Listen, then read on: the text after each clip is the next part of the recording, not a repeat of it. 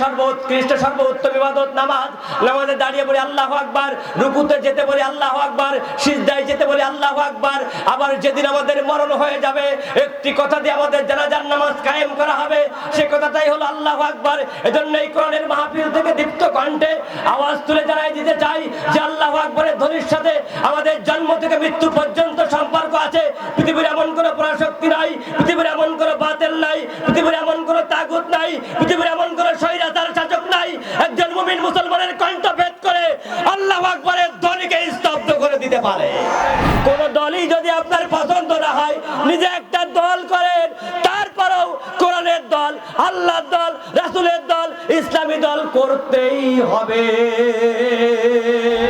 বাংলাদেশের ঐতিহ্যবাহী জেলা যশোর সদর উপজেলার অন্তর্গত বসুন্ধিয়া সদুল্লপুর খানপাড়া যুব সমাজের উদ্যোগে অধ্যক্ষ আয়োজিত তৃতীয় বাৎসরিক তাফসীরুল কোরআন মাহফিলের মুহতারাম মুকাররম মুআজ্জাজ সম্মানিত সভাপতি, আপনাদের এলাকার কৃতি সন্তান, নন্দিত মায়ের গর্বিত সন্তান, পিতৃ সমতুল্য মুরব্বীজন, বসুন্ধিয়া সদুল্লপুর খানপাড়া জামে মসজিদের সুযোগ্য সভাপতি, অত্র আজকের এই মাহফিলের বরণীয় সভাপতি আলহাজ ফিরোজ খান সাহেব, দোয়া করছি মহান রব্বির আলিশান দরবারে আল্লাহ তাআলা যেন, আল্লাহ রাব্বুল আলামিন যেন আজকের এই কোরআনুল কারীমের সভাপতিত্বের ওসিলায় প্রিয় পিতৃ সমতুল্য সভাপতি সাহেবের জীবনের গুনাহগুলো মাফ করে দেয়।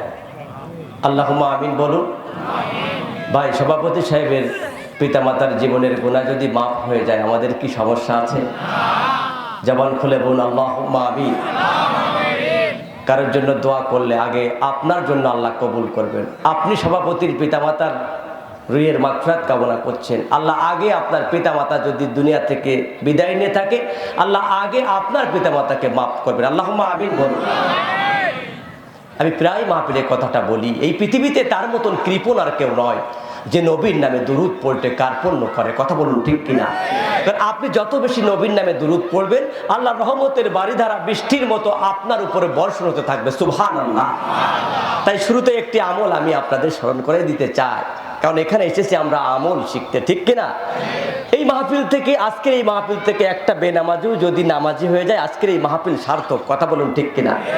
আমরা আমল শিখতে এসেছি। তাই তো শুরুতেই বলি, আপনার কর্ণকুহরে কেউ যদি প্রিয় নবীর নামটি, দয়ার নবীর নামটি, মায়ার নবীর নামটি আপনার কর্ণকুহরে শোনায় দেয়, আপনি নিজ কানে যদি প্রিয় নবীর নামটি শুনতে পান, আপনাকে নতুন করে আবার যেন বলে দিতে হয় না, পড়ুন সাল্লাল্লাহু আলাইহি ওয়াসাল্লাম। আল্লাহ যেন এই আমল করার তৌফিক আমাদের দান করেন, বলুন আমিন। প্রিয় হাজিরিন, আমরা এখানে এসেছি কোরআন শুনতে। কি শুনতে? ও ভাই, অনেকেই কথা বলছেন না। এই যে পিছনের ভাইয়ের আমার দিকে তাকান, এই যে বাবাজি, এই যে এইদিকে তাকান, এদিকে তাকান। আমাদের সমাজে এক শ্রেণীর মানুষ আছে যারা আমাদের মতোই দেখতে, চোখ আছে, কান আছে, নাক আছে, মুখ আছে, হাত পা সবকিছু আমাদের মতোই, কিন্তু কথা বলতে পারে না। তাদেরকে আমরা কি বলি? জোরে বলেন। ও ভাই, আল্লাহ কি আমার আপনাকে বোবা বানাতে পারতেন না? যে আল্লাহ তাআলা বোবা না করে কথা বলার মতো হিম্মত দিলেন, শক্তি দিলেন। আল্লাহর দেওয়া শক্তি দিয়ে, আল্লাহর দেওয়া হিম্মত দিয়ে, আল্লাহর দেওয়া সাহস দিয়ে আল্লাহর নামে একটু ধরে উচ্চারণ করা যাবে না? দুটি হাত আকাশের দিকে তুলুন, আকাশের দিকে তুলুন, জবান খুলে বলুন আল্লাহু আকবার, আল্লাহু আকবার, নারায়ে তাকবীর, নারায়ে তাকবীর। আল কোরআনের আলো, আল হাদিসের আলো, আলেম উলামা যেখানে, নারায়ে তাকবীর। হাত নামান। যারা এই আল্লাহু আকবার বললেন, কমসে কম তাদের আমল নামায় ৮০টি নেকি হয়ে গেল। সুবহানাল্লাহ। শুধু তাই নয়, রাসূল বলতেছেন যারা আল্লাহর জমিনে আল্লাহকে রাজি খুশি করার জন্য আল্লাহু আকবার, আল্লাহ বড়, এই কথা জবান দিয়ে উচ্চারণ করে, আল্লাহ রাব্বুল আলামিন কঠিন কিয়ামতের মুসিবতের দিনে ওই বান্দা বান্দিকে শহীদদের কাতারে দাঁড় করে দেবে। আল্লাহু আকবার। আমরা যতদিন দুনিয়াতে বেঁচে আছি, দুনিয়াতে যতদিন বেঁচে আছি, এই কথাই বলবো আল্লাহু আকবার, এই কথাই বলবো আল্লাহ বড়, দুনিয়ার কেউ বড় নয়, আল্লাহই বড়। কথা বলুন ঠিক কিনা? আল্লাহু আকবার, নারায়ে তাকবীর, আল্লাহু আকবার, এটা কোনো রাজনৈতিক দলের স্লোগান নয়। কথা বলুন ঠিক কিনা? এটা আওয়ামী লীগের স্লোগান নয়, বিএনপির স্লোগান নয়, জামাতের স্লোগান নয়, জাসদের স্লোগান নয়, বাসদের স্লোগান নয়। এই স্লোগান দিতে বলেছেন কে? কথা বলুন ঠিক কিনা? আল্লাহ বলেছেন ইয়া আইয়ুহাল মুদ্দাসসির কুম ফাআনজির রাব্বাকা ফাকাব্বির। নবী হে চাদর পরিহিত নবী, আপনি উঠুন, আপনার রবের নামে তাকবীর দিন। বলেছেন কে? তাকবীর নিয়ে কোনো চুলকানি আছে নাকি? তাকবীর নিয়ে কোনো চুলকানি আছে নাকি? আগেকার সময় মানে বিগত যে বছরগুলো গিয়েছে, 16 বছর 15 বছর যাই বলেন না কেন, মাহফিলে শ্রোতা তাকবীর দিলে, নারায়ে তাকবীর আল্লাহু আকবার দিলে মানুষ টার্গেট করতো, নাম লিখতো, টার্গেট করে রাখতো। তারা ভাবতো এটা কোনো দলীয় প্রোডাক্টের নাম লিস্ট করে রাখ, পরে তারা দেখে দেখে মামলা দিত। কথা বলুন ঠিক কিনা? নারায়ে তাকবীর আল্লাহু আকবার এটা কোনো রাজনৈতিক দলের স্লোগান নয়। তাই শুরুতেই দীপ্ত কণ্ঠে আওয়াজ তুলে জানাই দিতে চাই, যেদিন আমরা এই পৃথিবীতে এসেছিলাম ডান কানে একটি শব্দ দিয়ে আযান দেওয়া হয়েছিল, সেই শব্দটাই ছিল আল্লাহু আকবার। বাম কানে আরো একটি শব্দ দিয়ে ইকামত দেওয়া হয়েছিল, সেই শব্দটাই ছিল আল্লাহু আকবার। প্রতিদিন মুয়াজ্জিন 5 বার নামাজের দিকে আহ্বান করে যে শব্দ দিয়ে, সে কথাটাই হলো আল্লাহু আকবার। কথা বলুন ঠিক কিনা? মুসলমানের সর্বোৎকৃষ্ট সর্বোত্তম ইবাদত নামাজ। নামাজে দাঁড়িয়ে বলি আল্লাহু আকবার, রুকুতে যেতে বলি আল্লাহু আকবার, সিজদায় যেতে বলি আল্লাহু আকবার। আবার যেদিন আমাদের মরণ হয়ে যাবে, একটি কথা দিয়ে আমাদের জানাজার নামাজ কায়েম করা হবে, সে কথাটাই হলো আল্লাহু আকবার। এজন্য এই কোরআনের মাহফিল থেকে দীপ্ত কণ্ঠে আওয়াজ তুলে জানাই দিতে চাই যে আল্লাহু আকবারের ধ্বনির সাথে আমাদের জন্ম থেকে মৃত্যু পর্যন্ত সম্পর্ক আছে। পৃথিবীর এমন কোনো পরাশক্তি নাই, পৃথিবীর এমন কোনো বাতিল নাই, পৃথিবীর এমন কোনো তাগুত নাই, পৃথিবীর এমন কোনো স্বৈরাচার শাসক নাই। একজন মুমিন মুসলমানের কণ্ঠ ভেদ করে আল্লাহু আকবারের ধ্বনিকে স্তব্ধ করে দিতে পারে। আল্লাহু আকবার বলতে বলতে যদি আপনার মরণ হয়, আল্লাহি আল্লাহর কসম করে বলি, কোরআন আমার হাতে, আল্লাহর নাম নিতে নিতে যদি আপনার মরণ হয়, আপনার মরতে দেরি হবে। আল্লাহ রাসূল বলেন আপনার কবরটাকে জান্নাতের বাগান বানিয়ে দিতে আমার আল্লাহর দেরি হবে না। কথা বলুন ঠিক কিনা? এই দুনিয়ার সবথেকে বড় সফলতা হলো ঈমান নিয়ে কবরে যাওয়া, আর আখিরাতের সবথেকে বড় সফলতা হলো জাহান্নামের আগুন থেকে বেঁচে জান্নাতের মেহমান হওয়া। কথা বলুন ঠিক কিনা? প্রিয় হাজিরিন, আসুন আমরা এগোই আস্তে আস্তে। প্রিয় ভাইরা, কোরআন শুনলে, লক্ষ্য করুন, কোরআন শুনলে, কোরআনের আলোচনা শুনলে, আমার দিকে তাকান, ইমানদারের কখনো খারাপ লাগতে পারে না। কথা বলুন ঠিক কিনা? কোরআনের আলোচনা শুনলে গা জ্বলে তাদের যারা কোরআন দেখতে পারে না, ইসলাম দেখতে পারে না, আল্লাহকে সহ্য করতে পারে না, রাসূলের কথা সহ্য করতে পারে না। কথা বলুন ঠিক কিনা? কোরআন হয় আপনার পক্ষে যাবে, লক্ষ্য করেন, আগে খেয়াল করেন, হয় কোরআন আপনার জীবনের সাথে মিলে যাবে, নাই আপনার জীবনের সাথে মিলবে না। হয় কোরআন আপনার পক্ষে যাবে, নাই বিপক্ষে যাবে। কোরআনের সাথে যদি আপনার জীবন মিলে যায়, আলহামদুলিল্লাহ। কথা বলুন ঠিক কিনা? আর যদি কোরআনের সাথে আপনার জীবনটা না মেলে, আপনার জীবনটা কোরআনের মতো মিলাতে হবে। তা না হলে দুনিয়াতে অশান্তি, আখিরাতে অনন্তকাল জাহান্নামে থাকতে হবে। কথা বলুন ঠিক কিনা? প্রিয় ভাইরা, লক্ষ্য করুন, আমাদের জীবনের ধারা চেঞ্জ করা সম্ভব, কোরআনের তো কোনো আয়াতে কারিমা চেঞ্জ করা সম্ভব নয়। কথা বলুন ঠিক কিনা? তাই আমার কথা মতন কোরআন চলবে না, কোরআনের কথা মতন আমাকে চলতে হবে। আর যদি আমি কোরআনের কথা মতোই চলতে পারি, তাহলেই সফলতা পেলাম, সফল হলাম। অন্যথায় সারাটা জীবন দুনিয়াতে যতদিন বেঁচে থাকবেন, অপমান, অপদস্থ, নির্যাতিত, অপমানিত হতেই থাকবে। মরণের পরে অনন্তকাল জাহান্নামে যেতে হবে। কথা বলুন ঠিক কিনা? আল্লাহ রাব্বুল আমিন সেই কোরআনুল কারীমের শ্রোতাদেরকে ডাক দিয়ে বলছেন, লক্ষ্য করেন। আপনি প্রশ্ন করতে পারেন, আল্লাহ, আমরা তো কোরআন শুনতে এসেছি, কোরআন যদি আমরা শুনি, কোরআন যদি আমরা শ্রবণ করি, তাহলে আমাদের ভিতরটা কেমন হবে? কি আমাদের পরিবর্তন হবে? কোরআনের কাছে যদি আপনি প্রশ্ন করেন, কোরআন জবাব দিতে পারবে কিনা? বলেন, আওয়াজ দিয়ে বলেন। কারণ কোরআন যা প্রশ্ন করবেন, আপনার প্রশ্ন করতেই দেরি হবে, কোরআনুল কারীম জবাব দিতে দেরি করবে না। আল্লাহ তাআলা কোরআনুল কারীমের মধ্যে সে কথাটাও বলে দিয়েছেন, ওয়ানাজ্জালনা আলাইকাল কিতাবা তিবয়ানাল লিকুল্লি শাইই। আমার এই নাজিলকৃত কিতাব তথা কোরআনুল কারীম, এই কোরআনুল কারীমের মধ্যে পৃথিবীর এমন কোন সমস্যা নাই যেই সমস্যার সমাধান কোরআনের মধ্যে নাই। এই কোরআনের লালিত্য, এর মাধুর্য, এ রচনা শৈলীর শব্দ বিন্যাস চিরকাল মানুষকে মুগ্ধ করেছে। কোরআনের সুর এমন এক মধুর সুর, যেই সুরের মূর্ছনায় পাগল পড়া হয়ে যুগে যুগে কালে কালে মানুষগুলা কালেমা পড়ে মুসলমান হয়েছে। ক্ষুদ্রা তো ক্ষুদ্র, বিন্দা তো বিন্দু, হাটঘাট মাঠ, নদী নালা, খাল বিল, পাহাড় পর্বত, আসমান জমিন, দুনিয়া আখিরাত, ছেলের কথা, মেয়ের কথা, মায়ের কথা, বাবার কথা, ভাইয়ের কথা, বোনের কথা, ঘুমের কথা, চৈতন্যের কথা, ওঠা বসা, চলাফেরা, খাওয়া দাওয়া, ঘর সংসার, রাষ্ট্রীয় পার্লামেন্ট, অর্থনীতি, যুদ্ধনীতি, বন্দিনীতি, পৌরনীতি, ভূমিনীতি, এক কথায় ব্যক্তিগত জীবন থেকে শুরু করে আন্তর্জাতিক জীবন পর্যন্ত, আর রান্নাঘর থেকে শুরু করে পার্লামেন্ট পর্যন্ত পৃথিবীর এমন কোন সমস্যা নাই যেই সমস্যার সমাধান কোরআনুল কারীমের মধ্যে না। সুবহানাল্লাহ বলেন। কবিতায় চমৎকার করে লিখেছেন তার কথায়, তার ভাষায়, কোরআন হলো এই দুনিয়ার জীবন্ত গ্রন্থ। তুমি যত রকম প্রশ্ন করো, যত রকম প্রশ্ন করো, প্রশ্ন করলে উত্তর পাবে এমন প্রাণবন্ত কোরআন হলো এই দুনিয়ার জীবন্ত গ্রন্থ। মারহাবা বলে। যদি প্রশ্ন করো নাম কি তোমার হে প্রাণপতি, আপনি যদি প্রশ্ন করেন কি নাম তোমার, চমৎকার করে জবাব দিচ্ছে। দেখেন এখানে লেখা আছে ইন্নাহু লাকুরআনুল কারীম। যদি প্রশ্ন করো নাম কি তোমার হে প্রাণপতি, উত্তর দিবে ইন্নাহু লাকুরআনুল কারীম। যদি প্রশ্ন করো কোরআন তোমার দেশের বাড়ি কই, বলবে সে লাউহি মাহফুজ ঠিকানাহীন নই। বলো পৃথিবীতে আছে কি ভাই, পৃথিবীতে আছে কি ভাই এমন কোন গ্রন্থ, কোরআন হলো এই দুনিয়ার জীবন্ত গ্রন্থ।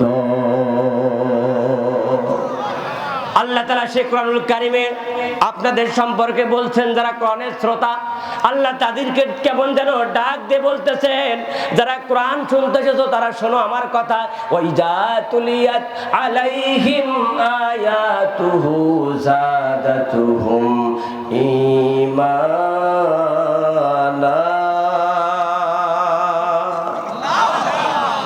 ঈমানাও আলা রাব্বিহিম ইয়াতাওয়াক্কালুন।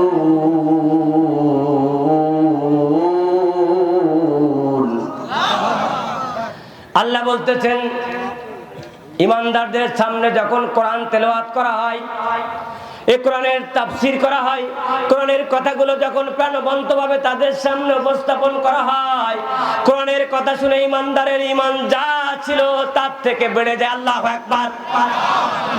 আল্লাহ বলছেন ইমানদারের সামনে কোরআন তেলাওয়াত করলেই ঈমান যা ছিল বেড়ে যায়, বৃদ্ধি হয়ে যায়, কমে যায়। আল্লাহ বলছেন ঈমান যখন বেড়ে গেল আলা রাব্বিহিম ইয়াতাওয়াক্কালুন, ঈমানদার বান্দা বান্দি কোরআনে আলোচনা করতে, কোরআনে আলোচনা শুনতে দুনিয়ার কাউকে আর ভয় করে আলোচনা করবেও না, শুনবেও না। ভয় করলে আল্লাহকে করবে, ভরসা করলো আল্লাহকে ভরসা করে জীবনের পথগুলা চলবে। সুবহানাল্লাহ বলে। তাই একটা জিনিস আমাদের প্রমাণ হলো কোরআনের এই আয়াতে কারিমা থেকে যে ইমানদার হলে কোরআনের আলোচনা আমাদের পছন্দ হবে, ঠিক কিনা বলেন? ইমানদারের কাছে কোরআনের আলোচনা, হুজুরের আলোচনা ফুটুক আর না ফুটুক, হুজুর যাই বলুক, কোরআন থেকে যদি আলোচনা করে ইমানদারের কাছে কখনো খারাপ লাগতে, আর এই আলোচনা শুনলে ইমানটা বৃদ্ধি হয়ে যাবে, কখনো কমে যায়। এবার হাত তোলেন তো কে কে ইমানদার, হাত তোলেন। ইমাম সাহেব ডানির পাশে বাম পাশে সভাপতি, আমি যদি ভুল বলি আমাকে যারা জানাইছেন শুনুন। তাহলে বলছেন এত বড় মসজিদ 1.5-2 কাতার লোক হয় না। বলছে চায়ের দোকানে যে লোক থাকে তার মসজিদের থেকে 3 গুণ লোক নাকি চায়ের দোকানে থাকে। ভাই আজকের এই মাহফিলটা থেকে আমরা একটু ওয়াদাবদ্ধ হই, যে চায়ের দোকানে না বসে যখনই আজান দেবে, আজানের ধ্বনি শোনার সাথে সাথে আমরা মসজিদে চলে যাব, পারবো না ভাই? এলাকার যারা আছেন পারবো না? কারণ যদি আপনি বেনামাজি হয়ে মারা যান, কবরের আযাব থেকে বাঁচতে পারবেন না। কথা বলুন ঠিক কিনা? এই পৃথিবীর সব থেকে বড় সফল মানুষ সে, যে ইমানদার হয়ে, নামাজি হয়ে, ইমানদার হয়ে কবরে গেল। আল্লাহ তাদের সম্পর্কে বলছেন, কদ আফলাহাল মুমিনুন।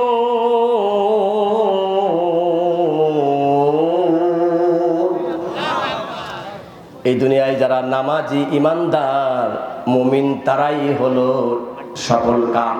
লক্ষ্য করেন, আপনি মনে করতে পারেন আপনি কোটিপতি, আমার দিকে তাকান। আপনি মনে করতে পারেন ব্যাংক ভর্তি টাকা আমার, রোড ভর্তি গাড়ি, আমার একটা ছেলে এমবিবিএস ডাক্তার, আর একটা ছেলে ইঞ্জিনিয়ার, আর একটা ছেলে আমেরিকা থাকে, আর একটা লন্ডনে থাকে। আমার মতো সুখী মানুষ মনে হয় কেউ নয়, কেউ নয়, কেউ নয়। এটা আপনি মনে করতে পারেন, এটা আপনার ধারণা, কিন্তু আল্লাহ বোঝাতে চাচ্ছেন। লক্ষ্য করেন, আমার নবী বোঝাতে চাচ্ছেন, এই দুনিয়ায় তোমার কোটি কোটি টাকা থাকতে পারে, ব্যাংক ভর্তি টাকা, রোড ভর্তি গাড়ি। এই বাংলাদেশে এমন অনেক মানুষ আছে, লক্ষ্য করেন কোন ব্যাংকে কত টাকা আছে, হঠাৎ করে যদি আপনি তাদেরকে জিজ্ঞেস করেন, হঠাৎ করে জিজ্ঞেস করলে সে জবাব দিতে পারবে না। যেমন আকিজ গ্রুপের মালিক যিনি ছিল, নাম কি? আকিজ সাহেব। আপনার যদি সুযোগ হতো কোনোদিন তার সাথে জিজ্ঞেস করার বা প্রশ্ন করার, যে সাহেব আপনি কত টাকার মালিক, আমার বিশ্বাস সে নির্দিষ্ট যে যত টাকার মালিক তিনি বলতে পারতেন না। তিনি বলতেন কি জানেন, যে আমাকে একটু সময় দেন, আমি আমার ম্যানেজমেন্টে যারা আছে, ম্যানেজার হোক বা যারা আছে আমার দায়িত্বশীল, তাদের কাছে ভালো করে ডিটেলস জেনে আমি বলতে পারবো। বাদ দেন আপনার যশোরের কথা, এমন অনেক ধনী আছে, বনানীতে বাড়ি, গুলশানে বাড়ি, লন্ডনে বাড়ি। এমন মানুষ দেশে আছে না নাই? বাড়ি করেছে, গাড়ি করেছে, কোটি কোটি টাকা, জনগণের টাকা মেরে খেয়েছে, এমন জুলুম নির্যাতন করেছে, এই টাকাও ভোগ করার সুযোগ হয় নাই, বাড়িতে থাকার সুযোগ হয় নাই। বিভিন্ন জায়গায়, ইন্ডিয়া বা বিভিন্ন জায়গায় যে তারা বসবাস করছে, ভালো খাবারও নাই, থাকার মতো জায়গা নাই। কথা বলেন ঠিক কিনা? ভাই আল্লাহ সেটাই বলতেছেন, বোঝাতে চাচ্ছেন, সে কথা লক্ষ্য করেন, ভালো করে খেয়াল করেন।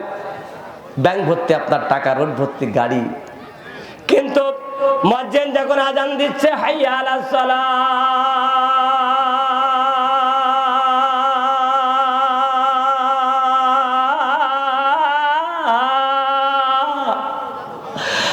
হাইয়া আলাল ফালাহ,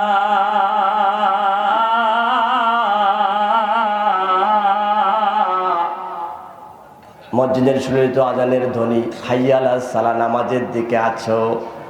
এ নামাজের মধ্যে কল্যাণ আছে। আপনি কোটিপতি, কত কোটি টাকার মালিক নিজেও জানেন না, মসজিদের আজান শুনে মসজিদে আসতে পারলেন না। আপনি ব্যস্ত মানুষ, বেনামাজি হয়ে, বেনামাজি হয়ে, বেঈমান হয়ে, কোটি কোটি টাকা থাকা সত্ত্বেও বেঈমান হয়ে দুনিয়া থেকে বিদায় নিলেন। আমার নবী বোঝাতে চান, ও কোটিপতি বান্দা, ও কোটিপতি আল্লাহর গোলাম, ও কোটি কোটি টাকার মালিক আমার উম্মত, দুনিয়ায় তুমি কোটিপতি হতে পারো, কিন্তু আখিরাতের জিন্দেগিতে তোমার থেকে ফকির আর কেউ হবে না। ও ভাই ভালো করে বোঝে। অনেকেই গরমের পছন্দ করে, হুজুর যত গরম করবে তত ভালো। গরম করতে করতে জায়গা শেষ, নামাজের খোঁজ নাই। গরম করতে করতে জায়গা শেষ, এত গরম আজ, নামাজের খোঁজ নাই। বিবি পর্দায় নাই, নিজের মধ্যে ইনসাফ নাই, মানবতা নাই, হিংসায় ভরা, বিদ্বেষে ভরা, মানুষকে কষ্ট দেয়। গরম করে ইসলামী আন্দোলন করে লাভটা কি? ও ভাই আপনি আন্দোলন করেন, আমি বিরুদ্ধে যাচ্ছি না, তবে হ্যাঁ বুঝে আলোচনা শোনেন, করেন। শুধু গরমই করব তাহলে তো আলোচনা বোঝা যাবে। আপনি যদি সত্যি আল্লাহর কোরআনের সৈনিক হন, অবশ্যই আপনাকে 5 ওয়াক্ত নামাজ বাধ্যতামূলক পড়তেই। কোন মানুষ ইসলামী আন্দোলনের কর্মী হতে পারে না 5 ওয়াক্ত নামাজি না হলে। কারণ প্রথমেই তাকে লিখতে হয়, রিপোর্ট রাখতে হয়, নামাজ, কোরআন অধ্যয়ন, হাদিস অধ্যয়ন, ইসলামী সাহিত্য অধ্যয়ন, যারা যে দল করেন দলটা নিজের জায়গায় রাখেন। মনে রাখবেন আপনার এখনকার সময় আপনার এই মুহূর্তে আপনার দল হলো কোরআনের দল। কথা বলুন ঠিক কিনা? আপনার একটা ইসলামিক দল ভালো না লাগে আর একটি করেন, সেটা ভালো না লাগে আর একটি করেন। কোন দলই যদি আপনার পছন্দ না হয় নিজে একটা দল করেন, তারপরেও কোরআনের দল, আল্লাহর দল, রাসূলের দল, ইসলামী দল করতেই হবে। আমার কথা নয়, শুনুন হাদিস সহিহ মুসলিমের 1271 নম্বর হাদিস। আল্লাহ রাসূল বলছেন, মান মাতা ওয়ালাম ইয়াকযু ওয়ালাম ইহাদ্দিস বিহি নাফসাহু মাতা আলা শুবাতি মিনান নিফাক। আল্লাহ রাসূল বলতেছেন, আমার কথা নয়, যে নবী কখনো হাসিস্থল মিথ্যা বলেননি, তিনি বলতেছেন মান মাতা ওয়ালাম ইয়াকযু, এমন তো অবস্থায় তুমি মারা গেলে, এমন তো অবস্থায় মারা গেলে, ওয়ালাম ইয়াকযু, আন্দোলন করলে না, ইসলাম আন্দোলন করলে না, সংগ্রাম করলে না, চেষ্টা করলে না, আল্লাহর কোরআনের রাজ কায়েমের জন্য চেষ্টা করলে না, ওয়ালাম ইহাদ্দিস বিহি নাফসাহু, যারা ইসলাম আন্দোলন করে, যারা ইসলামী হুকুমত কায়েম করতে চায়, যারা ইসলামী রাজ কায়েম করতে চায়, এদেরকে মনে প্রাণে ভালোবাসলে না, মাতা শুবাতি আলান নিফাক। আল্লাহ রাসূল বলতেছেন, তিনার কথা, তোমার মরণ হলো মুনাফিকের মরণ, মুনাফিকের মরণ, মুনাফিকের মরণ। আল্লাহর কোরআন বলছে মুনাফিকের অবস্থান হবে, স্তর হবে জাহান্নামের একদম তলদেশে, তাদের উপরেও কাফের মুশরিকরা থাকবে একদম তলদেশে। এখন আপনি ডিসিশন নেন, আপনি কোরআনের দল করবেন কি করবেন না, সেটা আপনার ব্যাপার। আপনি কোরআনের দল করবেন, আল্লাহ রাসূলের সুপারিশ পেয়ে জান্নাতি হবেন। কোরআনের পথে থাকবেন না, কোরআনের পক্ষে থাকবেন না, কোরআনের মানুষগুলো যারা ধরে ধরে জেলখানায় ভরেছে তাদের যে স্লোগান দিবেন না, ভাই এটা না ভুল বুঝেছেন, ভাই ভুল বুঝেছেন, এটা ভুল, আপনার ভুল ব্যাখ্যা, এটা আপনার ভুল ব্যাখ্যা। আপনি কোরআনের দিকে আসেন, তাহলে আপনার জীবন সুন্দর হয়ে যাবে। আপনি নামাজ পড়তে উদ্বুদ্ধ হবেন, ভালো লাগবে নামাজি হতে, ভালো লাগবে দিনদার হতে, ভালো লাগবে নিজের স্ত্রীকে পর্দায় রাখতে, ভালো লাগবে নীতি নৈতিকতার পরিচয় দিতে। এটাই সম্মানিত হাজরিন লক্ষ্য করে আল্লাহ তাআলা বোঝাতে চাচ্ছে যে এই দুনিয়ার সব থেকে বড় সফলতা হলো ঈমান নিয়ে কবরে যাওয়া। কথা বলুন ঠিক কিনা? আমরা ঈমানদার না বেঈমান? কোটি কোটি টাকার মালিক বেঈমান হয়ে কবরে গেলে তার থেকে গরিব, তার থেকে ফকির কিয়ামতের মাঠে আর কেউ। পক্ষান্তরে একজন দিন মজুর, কুলি মজুর, রিক্সা চালক, ভ্যান চালক, তার থেকেও গরিব মানুষ ধরে রিক্সা চালিয়ে খায়, থাকার মতো জায়গা নাই, যখন রেল স্টেশনে হয়তো ঘুমায়, কিন্তু লোকটি দিনদার, পাঁচ ওয়াক্ত নামাজি, স্ত্রীকে পর্দায় রাখে, মানুষকে কষ্ট দেয় না, হালাল হারাম বেঁচে চলে, হালাল রিজিক ভক্ষণ করে, লোকটা দিনদার নামাজি মানুষ। মসজিদ রিক্সা নিয়ে ওই আল্লাহর গোলাম রিক্সা চালক রিক্সা নিয়ে বের হয়ে গেছে, মসজিদে আজান দিচ্ছে, আল্লাহু আকবার, আল্লাহু আকবার। কে বড়? কে বড়? আল্লাহ। ধর বলেন আল্লাহ, আল্লাহ। আল্লাহর নাম বললে খুশি হয় কে? আজকে মেডিকেল সায়েন্স প্রমাণ করছে, কোনো ব্যক্তির যদি হার্টের রোগ থাকে, হার্ট যদি ব্লক হয়ে যায়, হার্ট অ্যাটাক হয়ে যায়, পৃথিবীর সব ডাক্তার যদি তাকে ফেরত দিয়ে দেয়, সব ডাক্তার যদি অপরক হিসেবে ঘোষণা করে, আর ওই ব্যক্তি যদি প্রতিনিয়ত আল্লাহ আল্লাহ নামে জিকির করে, আল্লাহ তাআলা এই জিকিরের ওসিলায় তার হার্ট অ্যাটাককে, তার হার্ট ব্লক হার্টকে ওপেন করে দিতে পারে, হার্টের রোগ ভালো করে দিতে পারে। আল্লাহু আকবার। আল্লাহ নামের মধ্যে এত মায়া, এত জাদু, এত মধু। বান্দা যখন আল্লাহ বলে ডাকে, বান্দা যখন আল্লাহ বলে ডাকে, আল্লাহ বোঝাতে চায়। আল্লাহ বলেন, বান্দা তোমার কি প্রয়োজন তুমি আমার কাছে বলো, আমি তোমার সব চাওয়া পূরণ করে দেব। এমন অনেক আলেম শহীদ হয়েছে, বিশেষ করে আমাদের প্রখ্যাত মুফাসসির আল্লামা সাঈদী সাহেব যেদিন শহীদ হলেন, শুধু এই দেশে নয়, সারা পৃথিবীতে অসংখ্য দেশে গায়েবা জানাজা নামাজ হয়েছে। ও ভাই, জানাজা ভালো মতন পল্টে দেয় নাই, কিন্তু মনের দোয়াটা ঠেকায় রাখতে পারে। আরে মানুষ মারা যায়, মানুষ নিভৃত নিরালায় দোয়া করে, আল্লাহ ওগো মালিক, তোমার কোরআনের পাখি আল্লামা সাঈদীর কবরটাকে জান্নাতের বাগান বানায়া দাও। এই জন্য এমন জীবন গঠন করেন, যেই জীবন লালন করলে, যেই জীবন পালন করলে অন্তত পক্ষে মরার পরে মানুষের একটু দোয়া পান যে না লোকটা ভালো ছিল। ভাই কথা ঠিক কিনা? এটাই বড় সফলতা। আজকে আমি মারা যাব, আপনি মারা যাবেন। আপনি যাকে নির্যাতন করছেন, নিষ্পেষণ করছেন, আপনি মারা গেলে ওই মানুষ আপনার কবর খুলতে যাবে, ওই মানুষটাই আপনার কাপড়ের কাপড় আনতে যাবে, ওই মানুষটা আপনার খাটিয়া ধরে কবর দেশের প্রতীক বানিয়ে দিতে যাবে, কবরের মধ্যে দাফন করতে যাবে। কাকে আপনি ভুল বুঝেছেন, কাকে নির্যাতন করেছেন, কাকে নিষ্পেষণ করেছেন? এই দেশের আলেম ওলামারা এই দেশের মানুষের শত্রু নয়, বরং বন্ধু। এদেশের আলেমরা ক্ষমতায় যাওয়ার লোভ নাই। এদেশের আলেমদের, এদেশের ইসলামী আন্দোলনের কর্মীদের একটাই দাবি যে যা ক্ষমতায় যাক, পার্লামেন্টে যেন কোরআনের আইনটা চালু হয়ে যায়। ও ভাই, পার্লামেন্টে যদি কোরআনের আইন চালু হয়ে যায়, সুদ থাকবে না, ঘুষ থাকবে না, জিনা থাকবে না, ব্যভিচার থাকবে না। স্বাধীনতার পর থেকে এ পর্যন্ত অনেক ওয়াজ হয়েছে। আল্লাহর কোরআনের আইন হলো চুরি করে ধরা পড়লে হাত কেটে দাও। ও ভাই, বেপরদায় চললে তাকে জেলে দিয়ে দাও, এর আইন যদি থাকতো। হত্যা করলে তার কোরআনের আইন হলো তাকে হত্যা করে ফেলো। আজকে যদি কোরআনের আইন পার্লামেন্টে জারি থাকতো, আজ যশোরের আমি মুফতি, আমি মাওলানা আব্দুল হাই যদি আমি চুরি করতাম, আর ধরা পড়তাম, আর আমার যদি হাতটা কেটে দিত, হাজার হাজার মানুষের সামনে আমার হাতটা যদি কেটে দিত, পরের মাহফিলে গেলে মানুষ হাত দেখেই বলতো সূরা হুজুর। আর আমার মাহফিল করা এমন ভাবে যদি মেম্বার, চেয়ারম্যান, এমপি সেও তাও যদি হয়, অথবা অন্য করে ধনী মানুষ হয়, চোরের কারণে যদি হাত কাটা হতো, তার সাথে তার ছেলের সাথে মানুষ বিয়ে দিতে যেও দ্বিধাবোধ করতো, ওর বাবা চোর। তাহলে যদি এমন অবস্থা হতো, মানুষ অটোমেটিক্যালি সমাজের চুরি বন্ধ হয়ে যেত, রাহাজানি বন্ধ হয়ে যেত, চিন্তাই বন্ধ হয়ে যেত, অভাব দূর হয়ে যেত। কোরআনের রাজ যদি কায়েম হয়ে যায়, কোরআনের আইন যতদিন পর্যন্ত তাম পৃথিবীতে কায়েম না হবে, এই পৃথিবীতে, এই দুনিয়াতে শান্তির ফয়সালা হবে না। ও ভাই, আমরা রাজনীতি করতে আসিনি, আমরা রাসূলের নীতি করি, আমরা কোরআনের কথা বলি, আমরা সেই রাজনীতির কথা বলি যেই রাজনীতি আমার নবী করেছেন।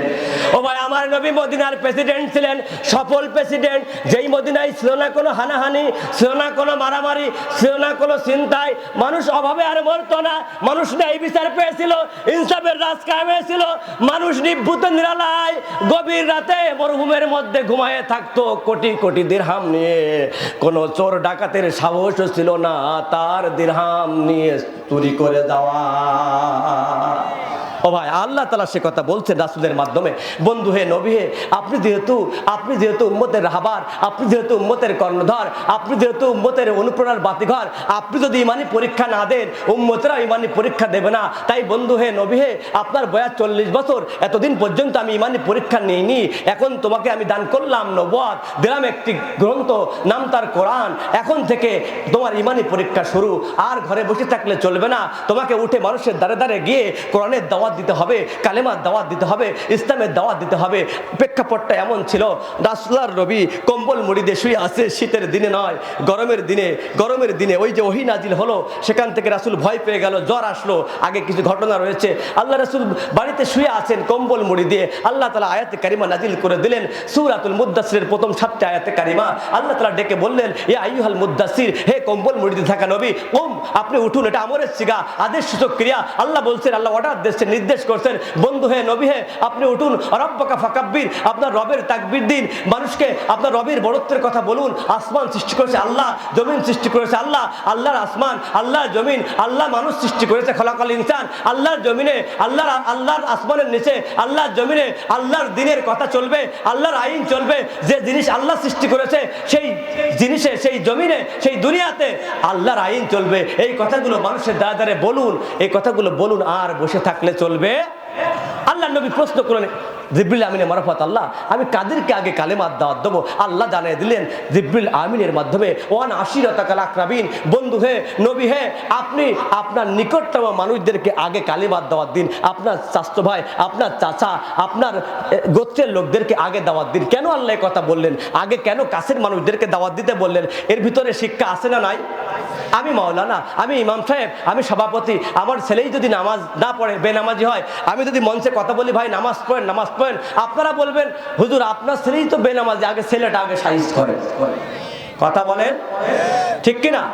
আল্লাহ তাআলা তাই বললেন, বন্ধু আগে যদি তোমার কাছের মানুষটা তোমার কাছে চলে আসে, কালেমা গ্রহণ করে নেয়, তোমার পক্ষে চলে আসে, তাহলে দূরের মানুষগুলো আসতে, ইসলামের দিকে আসতে সুবিধা হবে। সুবহানাল্লাহ বলেন। আল্লাহর নবী খুব সকালবেলা চলে গেলেন সাফা পাহাড়ের পাদদেশে। সমস্ত গোত্রের লোকদেরকে ডাক দিয়ে বললেন, হে আমার জাতির লোকেরা, হে আমার চাচা, হে আমার চাচতো চাচা, হে আমার আপনজনেরা, আমি মুহাম্মদ তোমাদের গুরুত্বপূর্ণ কিছু কথা বলতে চাই, যেই কথাগুলো শুনলে মানলে আমল করলে দুনিয়াতেও ভালো থাকবেন, আখিরাতেও অনন্তকাল সুখে থাকবে। সুবহানাল্লাহ বলে। খুব সকালবেলা নবীর কথা শুনে সকলে কাজকাম ফেলায় রেখে চলে এসেছে, কারণ গোত্রের লোকেরা জানে এই 40টা বছর মুহাম্মদ আমাদের কাছে লালিত পালিত হয়েছে, আমাদের গোত্রের সন্তান, তার মা নাই, তার বাবা নাই, আমাদের কাছে লালিত পালিত হয়েছে, সে এতদিন পর্যন্ত কোনোদিন আমাদের খারাপ চায় নাই, আমাদের ভালো চেয়েছে, আমাদের সুখে সে সুখী হয়েছে, আমাদের দুঃখে সে দুঃখী হয়েছে, আমাদেরই সন্তান, দেখি কি বলে, আজকেও ভালো কিছু বলবে। আল্লাহ নবীর কাছে যখন চলে গেলেন, আল্লাহ রাসূল একটু উঁচু জায়গায় দাঁড়ালেন, তারা একটু তুলনামূলক নিচু জায়গায় দাঁড়ালেন, যাতে কথাগুলো বলতে উপস্থাপন করতে সুবিধা হয়। আল্লাহ নবী বললেন, হে আমার চাচাজানেরা, আমি মুহাম্মদ যদি বলি, আমার দিকে তাকান, আল্লাহ রাসূল বললেন, হে চাচাজানেরা, হে আমার গোত্রের লোকেরা, আমি মুহাম্মদ যদি বলি, এই আমি মুহাম্মদ, আপনাদের প্রথমে কথা ছিল আমি মুহাম্মদ আপনাদের কাছে কেমন ছেলে? দূরের কেউ নাই, আপন চাচা আবু লাহাব দাঁড়িয়ে বলল, ভাতিজা আমার, তোমার বাবা নাই, তোমার মা নাই, তোমার দাদা নাই, আমাদের কাছেই লালিত পালিত হয়েছ। আমি আবু লাহাব তোমার যৌবন দেখেছি, শৈশব দেখেছি, কৈশোর দেখেছি, 40টা বছর আমাদের কাছে লালিত পালিত হয়েছ। এই 40টা বছরের মধ্যে আমি আবু লাহাব দেখলাম আসমানের নিচে জমিনের উপরে তোমার থেকে ভালো সন্তান আরবের বুকে আরেকটিও না। সুবহানাল্লাহ বলেন। আমার নবী ভালো ছেলে না খারাপ ছেলে? আল্লাহর নবী সাল্লাল্লাহু আলাইহি সাল্লামের মনটা বড় হয়ে গেল, আর একটু বিশ্বাস স্থাপন করার জন্য বললেন, আমার জাতির লোকেরা, আমি মুহাম্মদ যদি বলি আমার পিছনে একটি পাহাড় আছে, ওই পাহাড়ে কিছু সৈন্যদল আছে, আপনারা কি বিশ্বাস করবেন? চাচারা সবাই এক বাক্যে বলল, মুহাম্মদ পিছনের পাহাড়ে কি আছে সেটা তো আমরা দেখতে পাচ্ছি না, তবে তুমি যদি বলো সৈন্যদল আছে, আমরা বলবো আছে, তুমি যদি বলো নাই, আমরাও বলবো নাই। আল্লাহ নবী বললেন, আল্লাহ নবী ভাবলেন, তাই তো আমাকে তারা এত বেশি ভালোবাসে, আল্লাহর ইশারা পেয়ে গেলেন। আচ্ছা, আবু জেহেল বলল, পাহাড়ের অপর পাশে কি আছে আমরা জানি না, তবে তুমি যদি বলো সৈন্যদল আছে, আমরা বলবো আছে, তুমি যদি বলো নাই, আমরাও বলবো না। আল্লাহু আকবার।